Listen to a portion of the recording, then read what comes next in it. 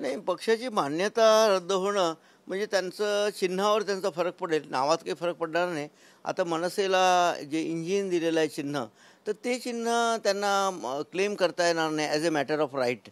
तर त्याप्रमाणे त्यांना जे फ्री चिन्ह आहे, आयोगाकडे जर शिट्टी आहे, कबशी आहे, जे जे असेल काय काय बरेचसे चिन्ह, ऑटो रिक्षा आहे, असे चिन्ह मग त्यांना जे अवेलेबल असेल ते घ्यावं लागेल. एवढंच त्याच्यामध्ये फरक पडतो मान्यता आणि रद्द होणं.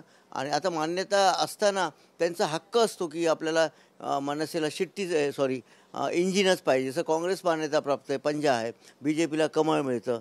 या प्रकारे त्यांचे चिन्ह ठरलेले असतात. पण मान्यता गेल्यानंतर जे चिन्ह अवेलेबल असेल ते त्यांना घ्यावं लागतं.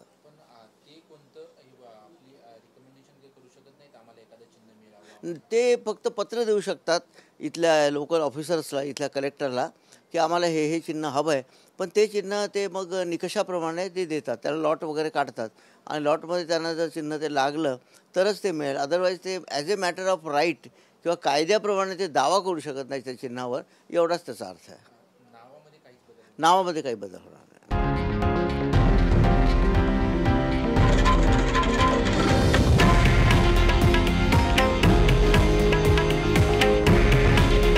हे आहे देशातील नंबर 1 न्यूज नेटवर्क आणि आपण पाहत आहात TV9 मराठी.